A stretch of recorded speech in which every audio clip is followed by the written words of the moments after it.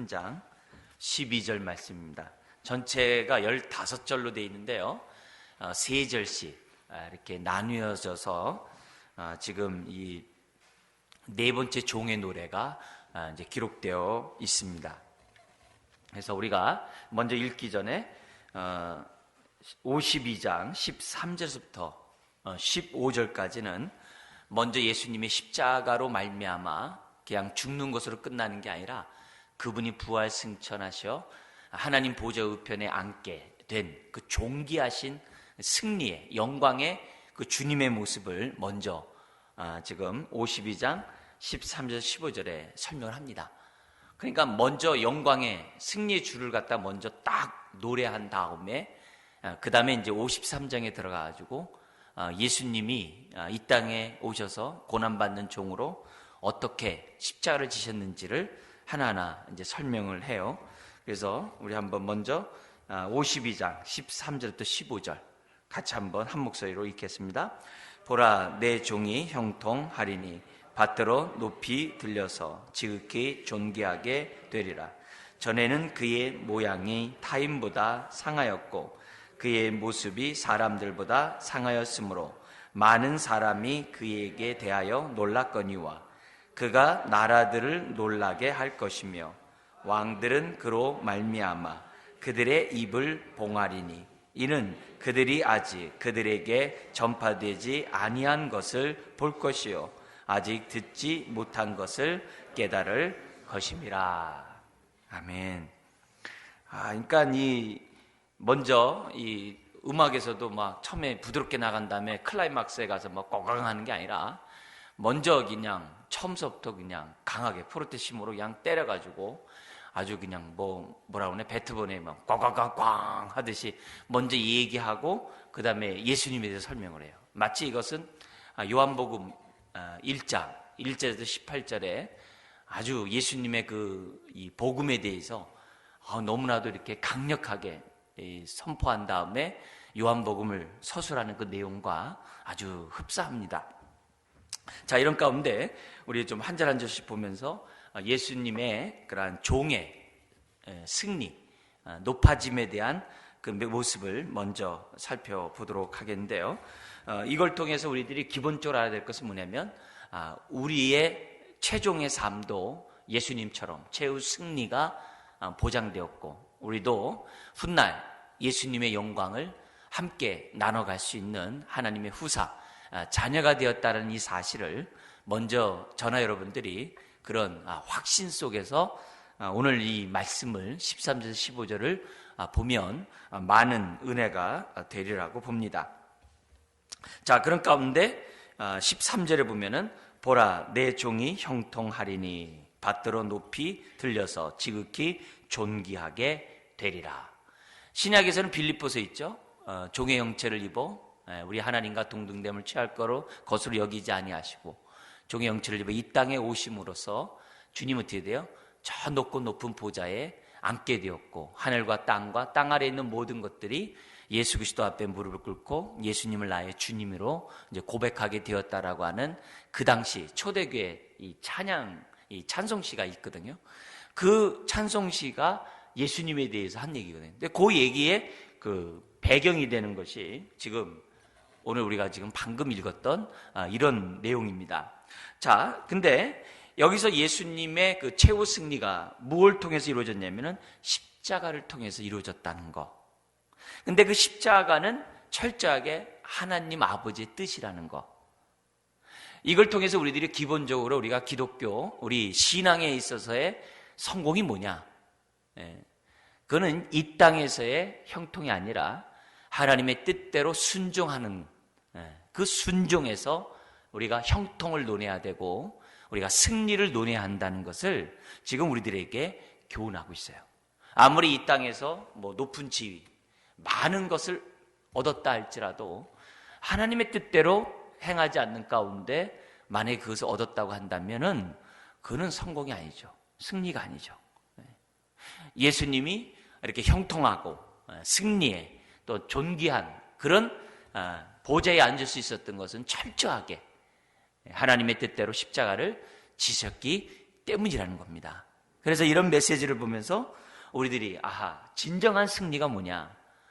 바로 예수님이 가신 그 길을 따라가는 것이 진정한 승리고, 여기 이제 12절에 내 종이 형통하리니, 십자가의 죽음이 무슨 형통이겠어요? 그러나 하나님의 뜻대로 행하는 그것이 형통이라는 것을 지금 우리들에게 가르쳐주고 있습니다. 그러니까 이런 내용을 보면서 이 십자가의 그 고난의 삶이 무슨 형통의 삶이라고 이렇게 궤변을 늘어놓느냐, 이렇게 할 수 있겠습니다만, 진정한 성공이 뭔지를 우리가 다시 한번 생각해 보면서, 그렇다, 나도 주님처럼 하나님의 뜻에 온전히 순종하는 자가 돼야 되겠다. 근데 주님의 뜻에 순종하는 것은 명확하잖아요.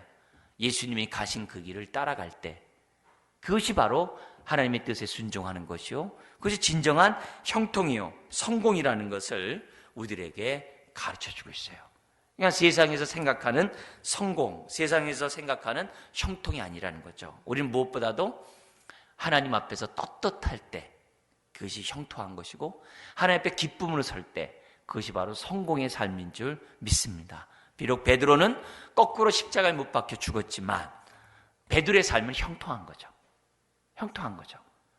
그래서 그런 우리들이 그 깨달음을 우리가 온전히 깨달을 때까지 정말 십자가를 묵상하고 또 깊이 묵상하고, 행여라도 우리가 넓은 길 가고 싶어 할 때, 그럴 때마다 하나님, 내가 좁은 길 가기를 원합니다. 바울은 신약에서 이런 표현 썼죠. 나는 무명한 자 같으나 유명한 자요, 죽은 자 같으나 산 자요, 없는 자 같으나 모든 것을 가진 자로다. 그잖아요. 사망은 나에게, 생명은 너희에게. 그러니까 바울이 그렇게 삶을 하면서도 당당할 수 있었던 것은, 그가 자기 스스로 자기는 성공한 인생이라고, 형통한 인생이라고 얘기할 수 있었던 것은 먼저 가신 주님이 계셨기 때문이잖아요. 그래서 그런 의미에서 우리가 52장 이 13절 이하에 이런 말씀을 볼 때마다, 하나님, 나도 십자가를 통해 나타난 이 지혜를 나도 깨닫게 해주십시오. 나도 붙잡게 해주십시오. 그래서 하나님의 밀알이 땅에 떨어져 죽음으로 많은 영혼을 건진 것처럼 하나님, 나의 삶도 그렇게 주십시오. 이런 기도들을 하나님 앞에 올려야 될 줄 믿습니다. 자, 이런 가운데 이 13절의 내 종은 지극히 높이 들려 존귀하게 되었다, 이렇게 있습니다만, 14절에 전에는 이렇게 있어요. 과거에는, 이 땅에 육신을 입고 오셨을 때는, 그죠? 우리 요한계시록의 요한이 봤던 예수님의 모습은 영광의 주님이잖아요. 그러나 이 땅에서 주님의 모습은 어떻게 했느냐? 우리 14절을 보면, 전에는 그의 모양이 타인보다 상하였고 그의 모습이 사람들보다 상하였으므로 많은 사람이 그에 대하여 놀랐거니와. 그러니까 이 모습이 정말, 그러니까 이런 거는 뭐냐면, 예수님의 모습은 믿음의 눈으로 보지 않으면 안 돼요. 우리 예수님이 그 바리새인들과 논쟁할 때, 너희 조상 아브라함은 나를 볼 것을 기대했다가 보고 너무 즐거워했고 기뻐했다. 그러니까 이 유대인들이 뭐라 그래요? 내 나이가 50도 안 되었거늘 어떻게 아브라함이 너를 봤냐, 이런 얘기 하잖아요. 근데 그때 예수님이 30대거든요. 그러니까 예수님의 얼굴은 노환이에요. 노환이에요, 노환. 노환의 어떤 그런 모습으로 정말 어떻게 보면은 이 주님의 모습이었다는 것을 우리들에게 보여준 거죠. 더구나 왜 그러냐? 이 땅에 살아가면서 인간이 겪는 모든 슬픔, 모든 질고를 다 짊어지니까 예수님의 그런 외적으로 나타난 그런 모습들은 모든 부분에서 일그러져 있고 흠말 것이 없고, 정말 이렇게 사람들 볼 때 호감형이 아니었던 것을 이렇게 보여줘요. 그러니까 이런 것들을 보면서 우리가 하나님의 뜻대로 순종하는 그 삶이 성공이다, 사실 말은 이렇게 하고 있습니다만, 사실 저나 여러분들이나 사람들에게 인정받고 존경받고 관심받기를 원하잖아요. 사람 아주 좋은 분이다, 뭐 탁월하다, 어쩌다 저쩌다, 그런 얘기 들으면 좋잖아요. 근데 외적으로 예수님의 모습은 전혀 그렇지 못했다는 거죠. 그러나 그럼에도 불구하고 예수님은 주님 따라가는 그 길이 아주 확신에 차 있고, 주님 따라가는 그 길에 대해서 조금도 의심하지 않는 그런 모습을 가지셨다는 것을 보여줍니다. 그러면서 15절의 내용이 뭐냐면 그가 나라들을 놀라게 할 것이며, 이게 뭐냐면 이제 열방이 예수님의 그러한 사건을 통해서 놀라게 되죠. 이제 두 가지 반응이 나오죠. 예수님 앞에 머리를 숙이면서 예수님을 주라고 하는 자들이 나올 것이고, 또 어떤 사람들이 어떻게 돼요? 예수님을 거절하는 사람이 나오게 될 거죠. 그러나 여기서는 뭐냐면 무엇보다도 열방들이 주님의 그러한 이 승귀하신 그 높아지신 그 모습을 보면서 당연히 이제 존경을 표현하지 않으면 안 되는 그런 상황이 더 훨씬 더 많은 것으로 느껴지고 있습니다.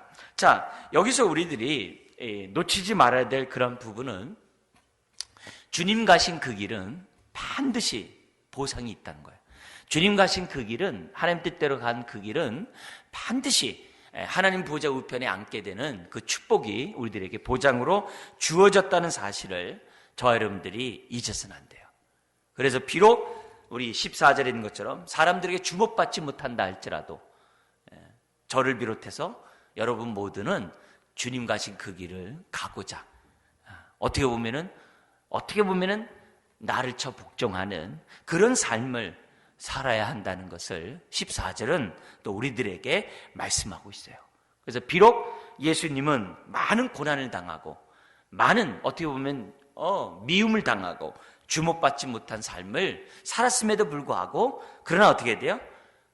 그런 고난 가운데 있다 할지라도 철저하게 하나님의 뜻에 순종하며 가셨던 그 모습을 저와 여러분들이 좀 깊이 좀 생각하고, 하나님 이 사순절 기간 동안에 내가 그런 십자가의 의미들을 깨닫기를 원합니다. 그래서 남들이 나를 인정하지 않는다 할지라도 내가 주님의 뜻에 순종하기 원합니다. 하나님의 뜻에 순종함으로 내 삶이 형통이 어떤 것인지 내가 깨닫기를 원합니다. 여러분, 내 자신이 나에 대해서 어떻게 평가하는지를 우리가 동시에 한번 좀 생각해 보시고, 한번 제가 여러분에게 좀 질문해 볼 거예요.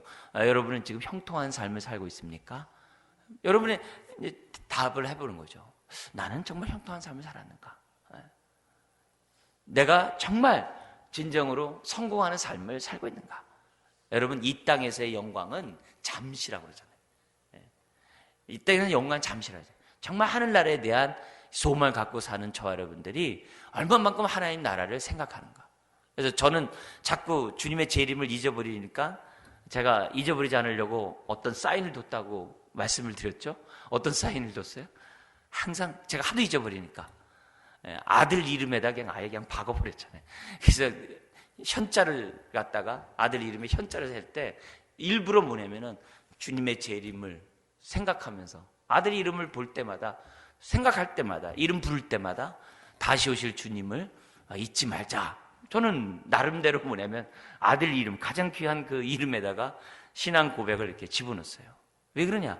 자꾸 잊어버리고 자꾸 하늘나라를 보기보다는 이 세상 나라를 볼 수 있는 그런 여지가 많기 때문에 아들을 생각할 때마다 항상 다시 오실 주님을 바라보고, 또 장차 내가 하늘 보좌 우편에 앉게 될 그 축복, 그 영광을 생각하면서 이렇게 신앙생활 하려고 저 나름대로 이렇게 노력을 합니다. 여러분 자신들도 하나님 무엇이 진정한 형통의 삶인지를 이렇게 깨닫고 주님 가신 그 길을 갈 수 있도록 하나님 도와주십시오. 기도하는 저 여러분들이 됐으면 좋겠습니다. 자, 먼저 이렇게 강력하게 주님의 길을 따라간 사람들에게 주신 이 축복을 설명한 다음에 53장에 들어와서 네 번째 종의 노래죠.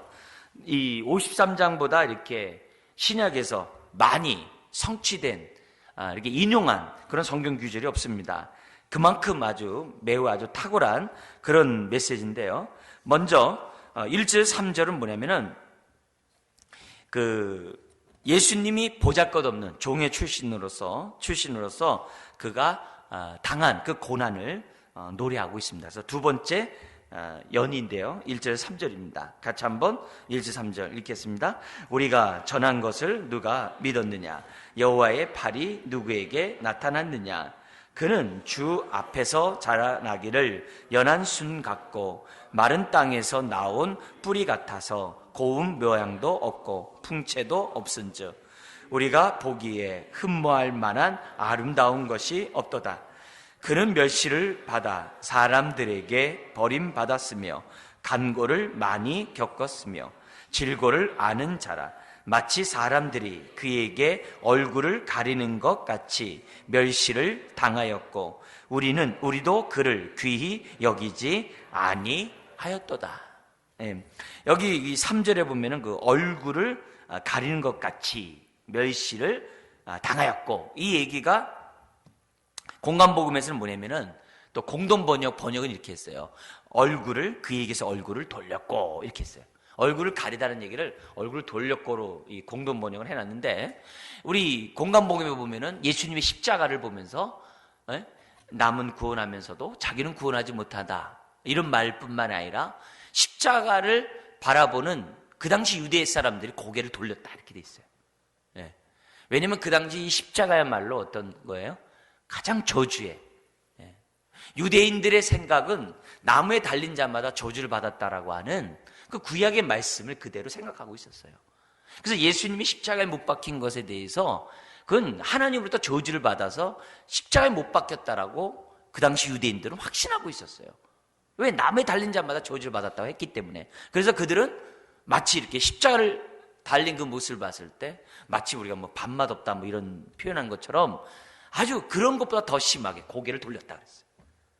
그러니까 그만큼 사람들이 예수님의 십자가에 대해서 이해하지 못하고 알아주지 못했다는 것을 우리들에게 가르쳐주고 있거든요.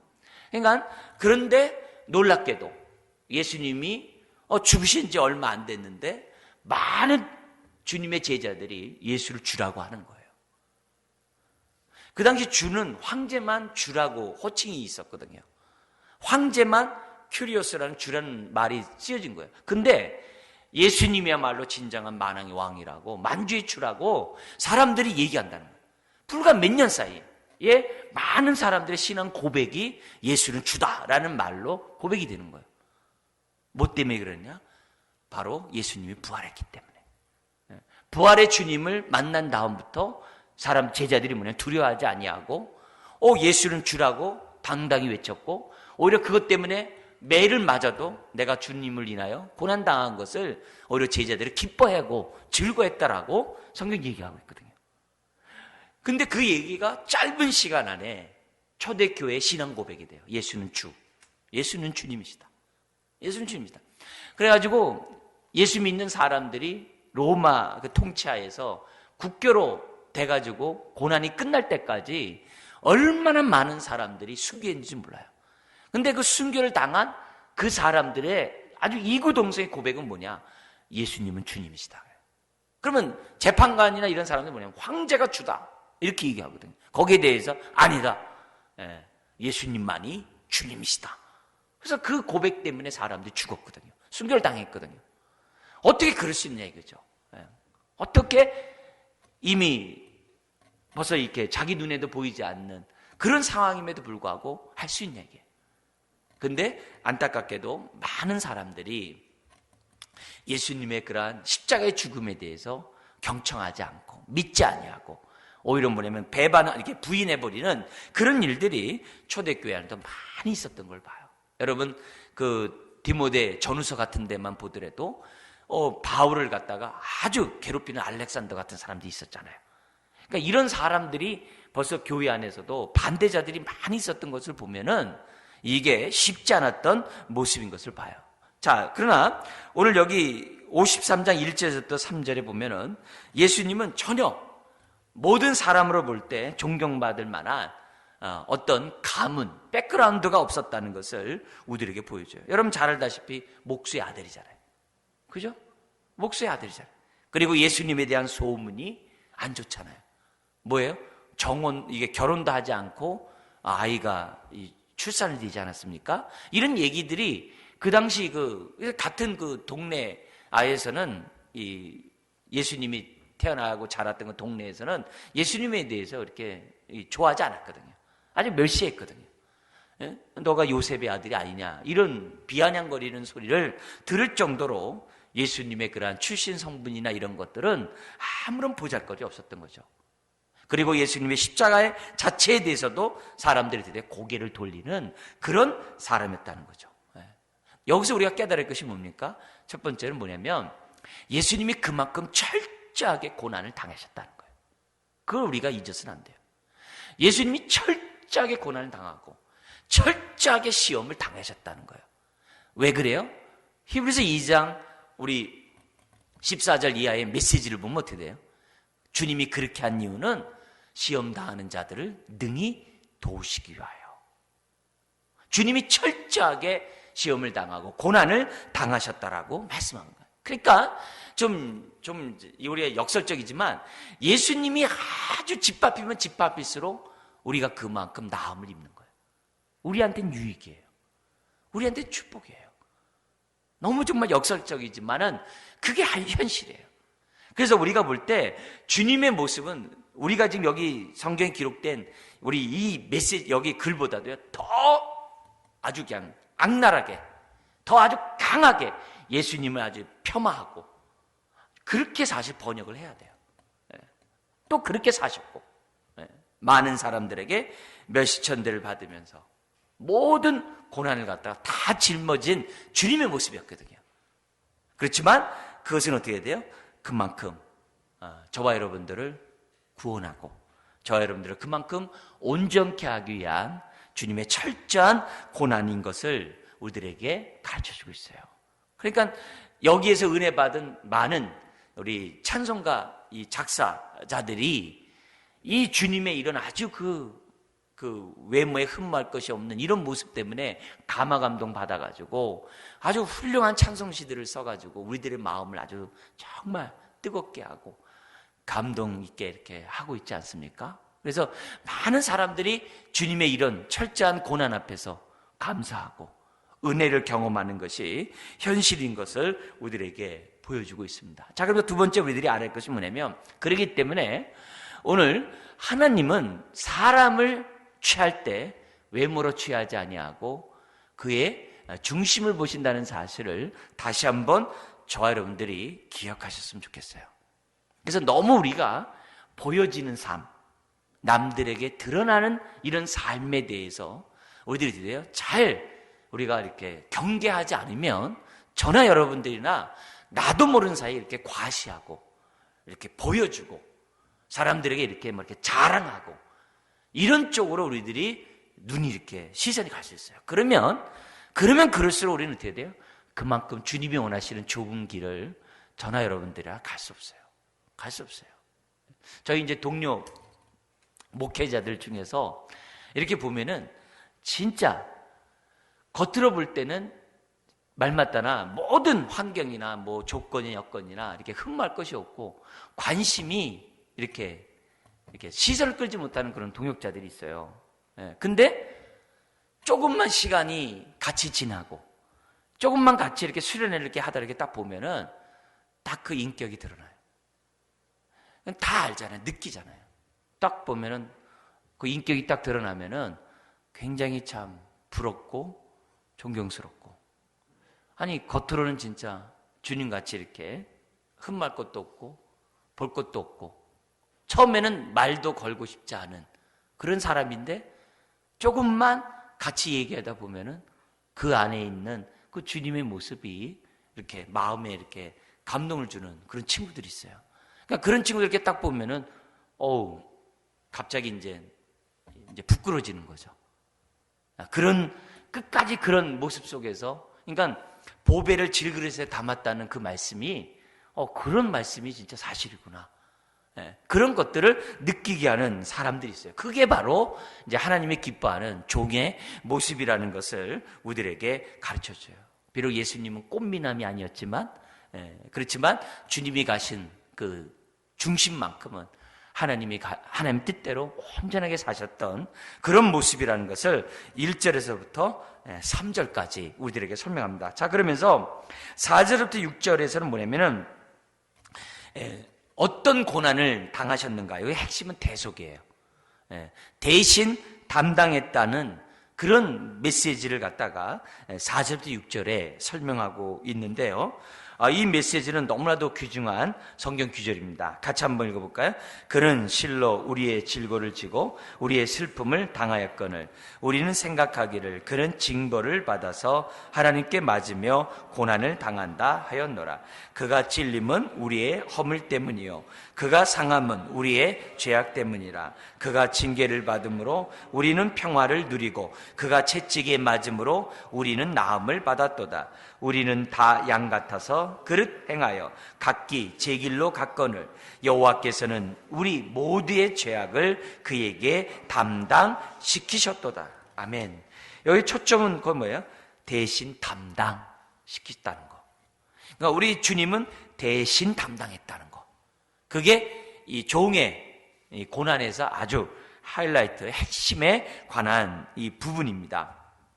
그래서 이 4절에서 6절의 이런 모습을 보면서 주님이 당한 그 모든 질고, 슬픔, 징벌, 매맞음, 찔림, 상함, 징계, 채찍, 이 일련의 그 모든 고난은 저와 여러분들을 이렇게 죄에서부터 또 질병에서부터 슬픔에서부터 허물에서부터 저와 여러분들을 자유케 하기 위해서 주님이 죽으셨다는 사실을 우리들에게 가르쳐주고 있어요. 근데 이게 제가 이렇게 신앙생활하면서 느낀 느낌인데요. 이게 단순하게 이것을 아주 믿습니다 이런 사람이 있고 어떻게 이런 일이 있지? 하면서 이렇게 막 이렇게 생각하는 성도님들이 이렇게 계세요. 근데 목사인 제 자신이 저 자신만 보더라도 어느 때 이것이 은혜가 되느냐? 시대를 초월해가지고 주님이 대신 담당하셨지.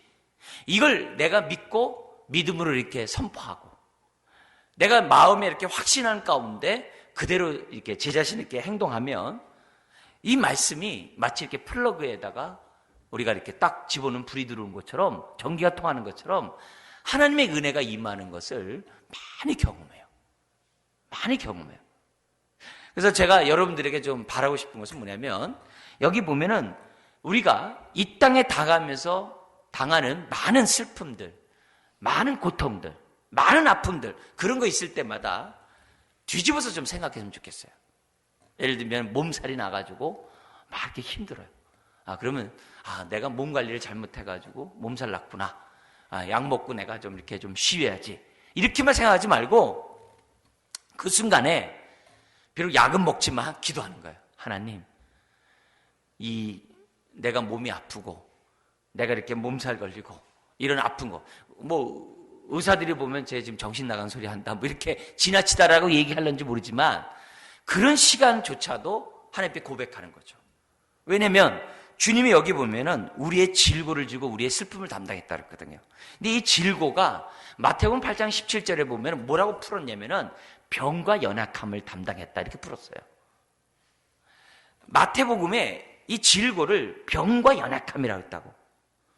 근데 그거는 정신적이고 영적인 이런 측면을 의미한 것보다는 1차적 육적인 얘기를 하고 있는 거거든요. 그러니까 너무 영적으로 그 부분을 풀기보다는 주님의 십자가를 육체적으로 풀었다니까, 육적으로요. 그래서 그 순간만이라도 어떻게 되면 하나님, 내가 지금 몸살이 걸려가지고 죽겠는데 주님이 제가 당하는 이 질고를 다 담당하지 않았습니까? 그러니까 그 순간이 내가 경험할 수 있는 순간이라는 거예요. 그러면서 뭐냐면 약을 먹으면서 기도하는 거죠. 주님, 질고를 주님이 담당하고 슬픔을 당하셨는데 하나님, 내가 왜 이렇게 몸살 걸려가지고 이렇게 힘듭니까? 하나님, 저 좀 도와주세요. 그러니까 매사 모을 때 막 슬픈 일이 있어요. 그러면서 슬프다고 꺼이꺼이 울지 말고 하나님, 주님이 슬픔도 담당하셨는데 왜 제가 이렇게 슬퍼하고 있나요? 그러면 자기가 슬픔을 당해가지고 자기가 울면 이렇게 돼요. 내 탓이요, 네 탓이요, 이렇게 할 거 아니에요. 그게 아니라 슬픔을 당하는 그 순간에도 이 말씀을 생각해가지고 단순하게 주님이 다 슬픔 당했는데 저는 왜 이렇게 꺼이꺼이 울고 있습니까? 주님이 모든 슬픔 다 담당했는데 왜 나는 이 말씀이 나랑 아무 상관없이 왜 이렇게 슬픔 가운데 있나요? 하나님, 저를 도와주셔서 슬픔을 이기게 하시고 슬픔에서 벗어나게 해주세요. 그러면요, 어린애같이요, 눈물 뚝 하듯이요, 그러면 애들이 눈물 뚝 하면 애통 뭉치잖아요. 막 울다가요. 그런 마음을 가져요. 네. 제가 앞에서 말씀드린 것처럼 그냥 단순하게 믿으면 그 즉시 이렇게 효력이 나타나는 것을 갖다가 많이 경험해요. 많이 해요. 그래서 내가 이렇게 병에 딱 걸렸다. 내가 뭐 예를 들어서 뭐 중병이 걸렸다. 그때도 어떻게 돼요? 그냥 중병 걸렸네요. 하나님 왜 안 도와주세요? 그러지 말고 주님이 병 가져가셨는데 왜 내가 이렇게 병에 걸립니까? 주님이 십자가에서 병을 다 가져가셨는데 하나님 이 병을 빨리 병에서 내가 나을 수 있도록 하나님 나에게 은혜 베풀어 주세요. 그래서 의사들한테 내 몸을 맡기면서도 하나님께 기도하는 거죠. 병을 다 담당하셨는데 내가 왜 병이 걸렸나요? 하나님 도와주세요. 신기한 것은 병에서 나았다라고 고백한 사람들이 얘기의 공통분모를 보면은 제가 지금 여러분에게 말씀드렸던 그 방법대로 하고 있어요. 근데 머리를 생각해가지고 이거는 뭐 나을 수 있는 병이 아니고 뭐 이거는 뭐 어쩌고 뭐 이거는 뭐 의사가 어쩌고 의사를 무시하자는 게 아니에요. 왜? 그건 일반 은총이기 때문에 그는 하나님의 축복 가운데 주어진 그거이기 때문에 우리가 100% 받아야죠. 그러나 특별 은총도 있잖아요. 특별 은총도 있잖아요. 그런 부분을 우리가 뭐예요? 하는 거죠. 그런 믿음에 대해서 우리가 조소하면 안 돼요. 저 사람은 뭐 암을 갖다가 하나님이 가져갔다라고 막 고백하더니 죽었네. 그렇게 하면서 이렇게 불신의 모습을 가지면 안 돼요. 오히려 어떻게 돼요? 그럴 수 있어요. 그렇다 할지라도 마음에 어떻게 돼요? 기도하는 거죠. 하나님, 이 암도 주님이 가져간 줄 믿습니다. 하나님, 내가 암에서 자유케 해주세요. 이것대로 해가지고 암에서 또 치유받은 많은 사람들이 또 있잖아요. 많은 사람이 있잖아요. 물론 죽으신 분도 있어요. 그러나 죽을 때 항상 그 사람들의 고백을 보면은 그 죽음에서도 두려워하지 않고 평안하게 눈 감는 사람들이 또 대다수거든요. 여러분, 그게 아니라 내가 이 병에 암에 걸렸다고 해가지고 막 슬퍼하면서 왜 해필이면 납니까? 하나님 왜 나 기도 안 들어줘? 그렇게 하지 말고, 그리고 임종해 보세요. 얼마나 참 어둡습니까? 그게 아니라 오늘 여기 주님이 이렇게 말씀했으니까 우리의 질고와 우리의 슬픔과 우리의 허물과 우리의 죄 때문에 주님이 죽었다고 한다면은 우리의 허물과 죄나 질고와 슬픈 문제 앞에서 우리가 선포하는 거죠. 하나님, 요 말씀이 나에게 응하게 해주세요. 응하게 해주세요. 그렇게 기도하는 거예요. 그렇게 기도하면은 그만큼 우리가 어떻게 돼? 자유가 있는 거죠. 왜냐면 내가 아주 찢어지게 가난해. 그러면 어떻게 돼요? 하나님, 저 찢어지게 가난하네요. 돈 주세요. 그러지 말고 주님이 가난케 되면 우리를 부욕케 함이라 했는데, 하나님, 내가 좀 이 가난해서 왜 이렇게 지금 계속 이렇게 있습니까? 벗어나야 될 거 아닙니까? 주님이 부유한데 내가 왜 이렇게 가난합니까? 이렇게 하면서 가난에서 벗어나든지, 아니면 부한데 처할 줄도 알고 가난한데 처할 줄 아는 가난 속에서도 이렇게 내가 마음이 천국을 누리는 그런 사람이 돼야 그게 신자죠. 가난에 찌들어가지고서 막 하나님을 원망하고 막 불평하고 의기소침하고 무기력하게 사는 모습은 주님이 원하는 모습이 아니라는 거죠.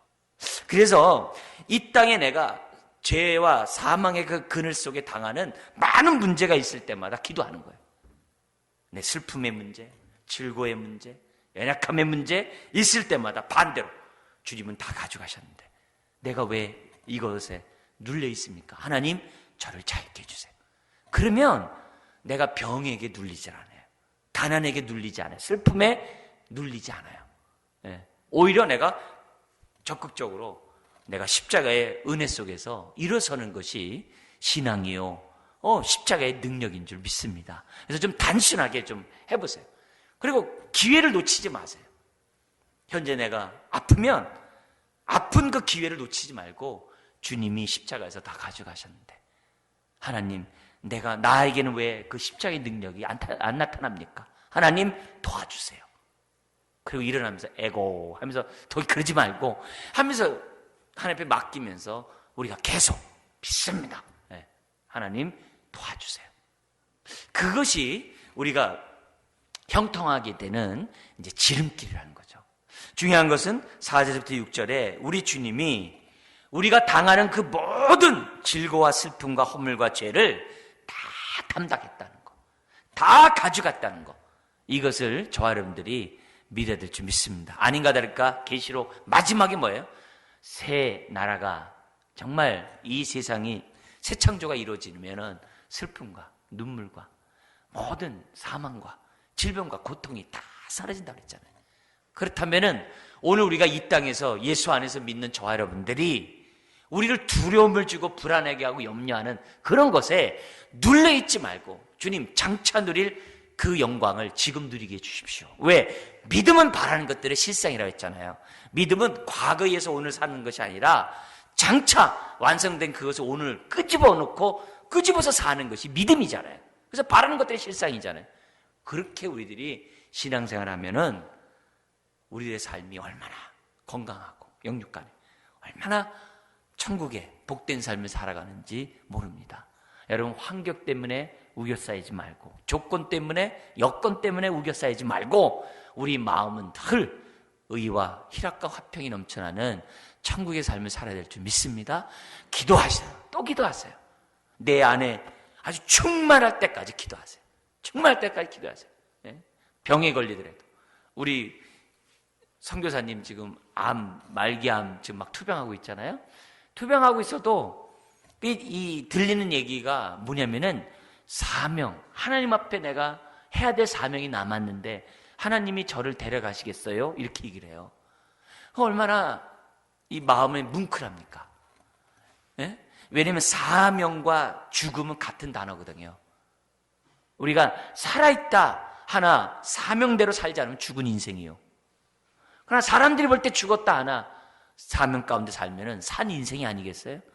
그런 의미에서 이 암으로서 말기암으로서의 그러한 가면서도 그 고통 속에서도 하나님 저기 요르단 가고 싶어요. 지금 시리아 난민이 여기 뭐냐면 피난 와가지고 그 사람들 사역하다 들어왔거든요. 그 영혼들 계속 돌보고 싶어요. 하나님 저를 건강 지켜주세요. 도와주세요. 여러분 그러니까 그 모습은 병에 지지 않는 모습이잖아요. 그렇잖아요. 그 자기가 이겨내려고 하는 모습이잖아요. 아닌가 다를까 6개월밖에 못 산다는 분이 지금 훨씬 더 많이 지금 살고 계시잖아요. 그러니까 그런 것들을 우리들이 생각해 보면은 하나님 나에게 주어진 이 4절부터 6절의 말씀이 응하게 하여 주시옵소서. 응하게 하여 주시옵소서. 그게 오늘 우리가 십자가를 생각하는 저 여러분들이 가져야 될 태도인 줄 믿습니다. 자, 그러면서 우리가 이제 계속 이어져 나가는 것이 뭐냐면은 거기 7절에서부터 9절 네 번째 우리 연입니다. 여기 보면 주님이 이 십자가의 죽음은 자발적인 죽음이라는 것을 우리들에게 이제 강조를 합니다. 같이 한번 7절 9절 읽겠습니다. 그가 곤욕을 당하여 괴로울 때에도 그의 입을 열지 아니하였음이에요. 마치 도수장으로 끌려가는 어린 양과 털 깎는 자 앞에서 잠잠한 양같이 그의 입을 열지 아니하였도다. 그는 곤욕과 신문을 당하고 끌려갔으나 그 세대 중에 누가 생각하기를 그가 살아있는 자들의 땅에서 끊어짐은 마땅히 형벌받을 내 백성의 허물 때문이라 하였으리요. 그는 강포를 행하지 아니하였고 그의 입에 거짓이 없었으나 그의 무덤이 악인들과 함께 있었으며 그가 죽은 후에 부자와 함께 있었도다. 아리마대 요셉의 돌무덤, 그 부자 가족묘에 우리 주님이 안치되지 않습니까? 어쨌든 그런 말씀이 이제 문자 그대로 이루어지는 것을 우리는 신약에서 보게 됩니다. 그러나 여기서 우리가 놓지 말아야 될 것은 뭐냐면 주님이 십자가에 죽은 것은 자발적이었다. 그래서 어떻게 했어요? 입을 열지 않고 거기 나온 것처럼 그 도수장으로 끌려가는 어린 양과 털 깎는 자 앞에서 잠잠한 양같이 그 입을 열지 않았다 그래요. 이 도수장으로 끌려가는 어린 양, 이게 우리 잘 이해가 안 되는데요. 이게 이 양은요 앞에 간 양을 그대로 따라간다네요. 그래서 예를 들어서 이 도살장으로 끌려가 가지고서 양이 이렇게 죽을 때도 송아지 이런 거는 뭐냐면은 순간적으로 안 하면 좁은 문으로 들어가가지고 이렇게 저기 하잖아요. 그러면 어떤 송아지는 알아가지고 지금 뭐 뉴스에 나온 것처럼 막 도망다니고 그러잖아요. 근데 이 양은요, 그 앞에서 양이 목을 이렇게 딱 내밀면 목이 예를 들어서 좀 끔찍하지만 이게 탁 해가지고 죽잖아요. 그러면 그 뒤에 있는 양이 도망가야 되는데 앞에 양이 그러면요, 그대로 거기 또 고개를 또 내놓는데요. 그렇대요. 양이 그렇답니다. 그런데 이 양이 보통 100마리인데 양의 이름을 한 마리에게 준답니다. 그래서 그 한 마리 양이 100마리 양의 이름이 있고 그게 우두머리래요. 근데 이 양은 어릴 때서부터 뭐냐면 주인이 끼고 잔답니다. 거의 이렇게 가까이 지낸다는 거예요. 그래가지고 그 양이 특별히 어떻게 돼요? 아주 사랑을 많이 받는 그 양으로 이렇게 키워놓는다는 거예요.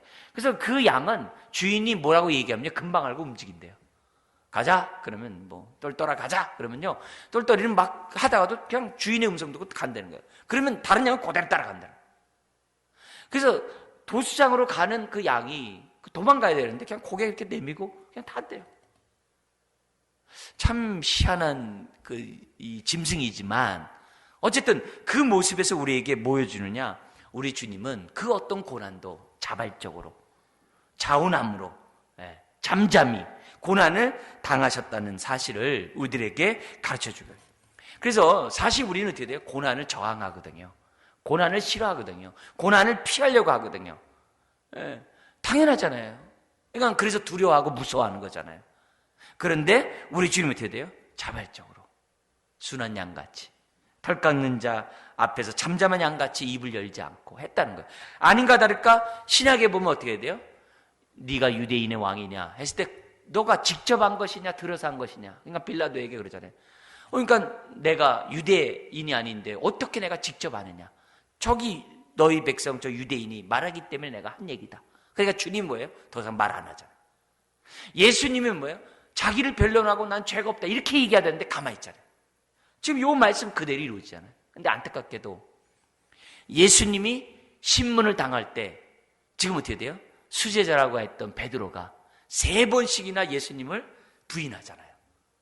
그러다가 주님과 눈이 마주치잖아요.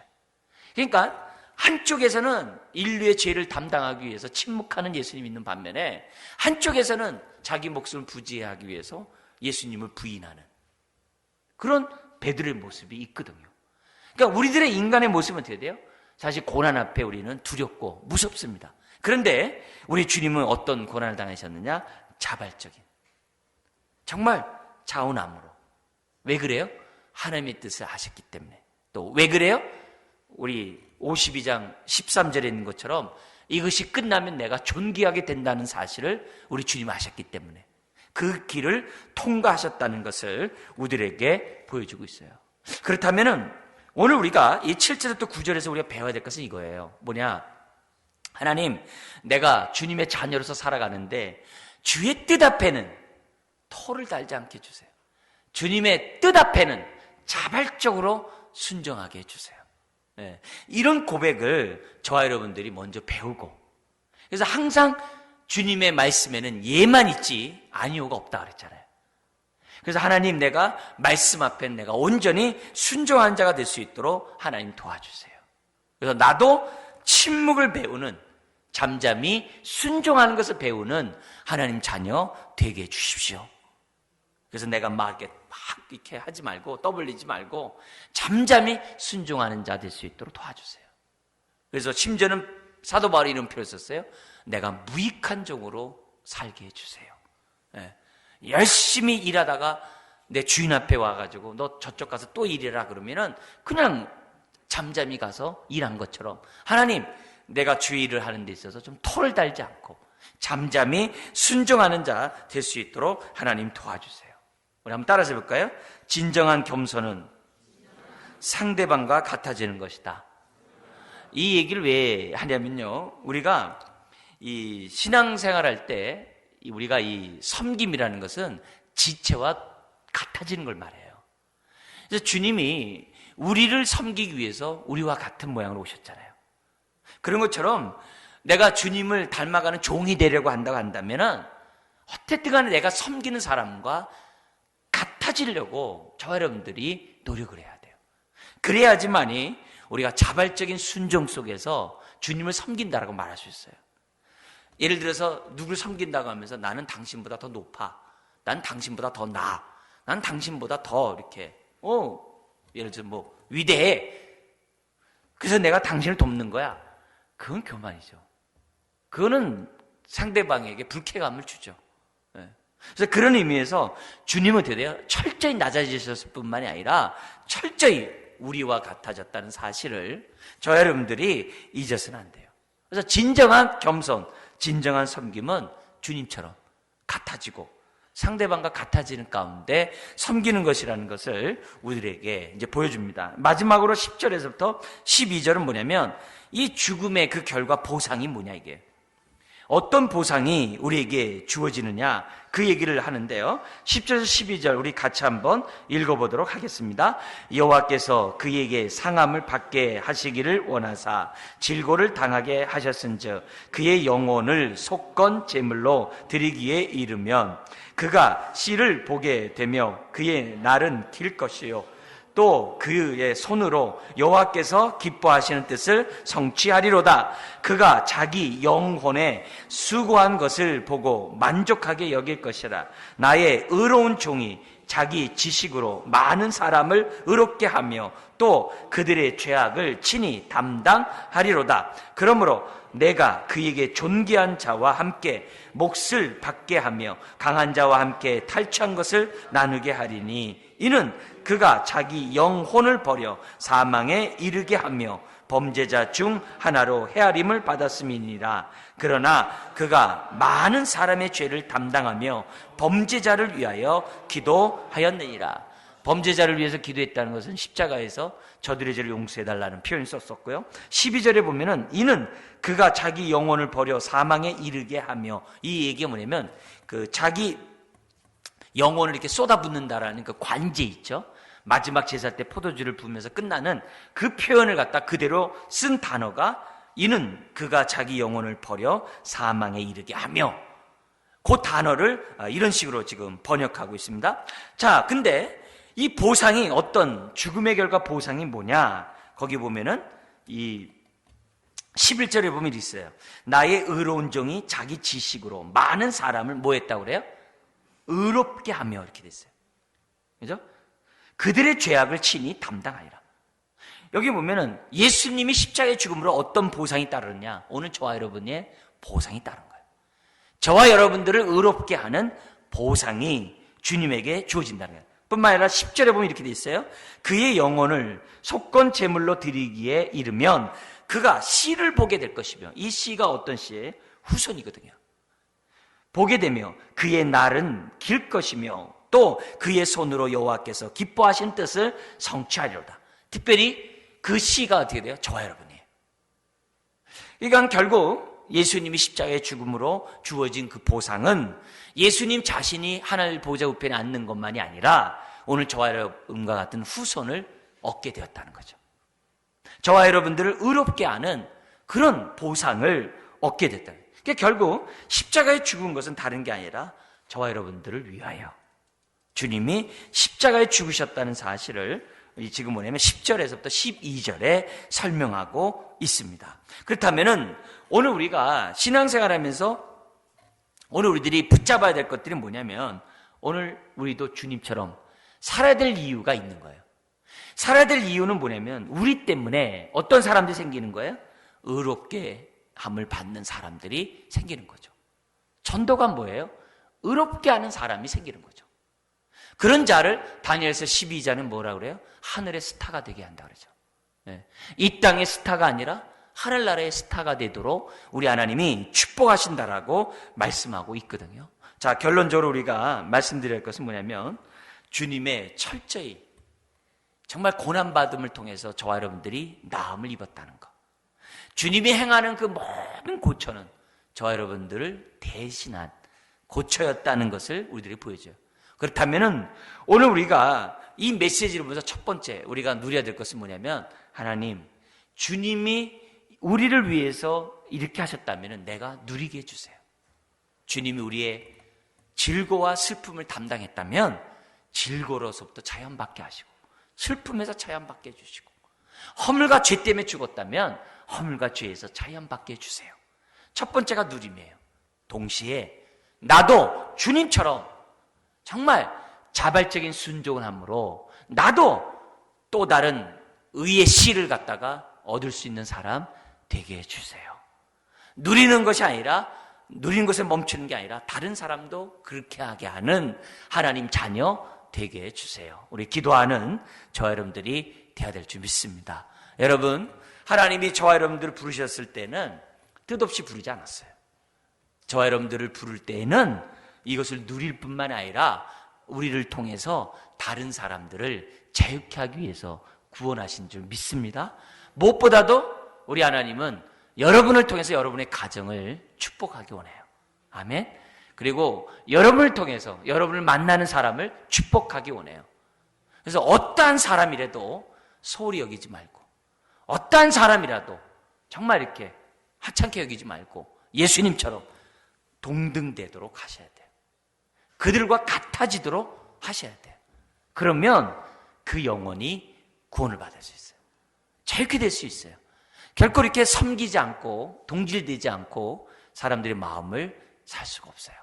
오늘 이 말씀이 우리에게 응하기를 주의 이름으로 축원드립니다. 기도하겠습니다. 하나님 아버지, 예수님의 십자가의 삶은 우리의 죄를 대속한 삶이요, 범죄자들을 위해 정말 기도했던 삶이며 우리 주님이 친히 우리의 질고를 지신 삶인 줄 믿습니다. 아버지 하나님, 무엇보다도 우리도 다른 지체 연약한 자의 약점을 감당하는 하나님 자녀 되게 하여 주옵소서. 또한 우리의 자유를 가지고 나만 자유한 것이 아니라 다른 사람의 종이 되어 그 사람을 자유케 하는 하나님 자녀들 되게 하여 주옵소서. 내 권리만 주장하는 것이 아니라 다른 사람을 자유케 하는데 우리가 쓰임받을 수 있도록 우리를 사용하여 주옵소서. 무엇보다도 십자가의 삶은 다른 사람을 살리는 삶인 것을 우리가 깨닫게 하여 주시옵시고, 주님처럼 그들과 함께 정말 동질한 사람들이 되게 해주시고 그 사람들을 얻을 수 있는 주의 자녀 되게 하여 주옵소서. 오늘 머리 숙인 한 분 한 분들에게 십자가의 은혜가, 십자가의 능력이 온전히 이루어지는 주여 이 시간 되게 하여 주옵소서. 감사하며 예수님의 이름으로 기도드리옵나이다. 아멘.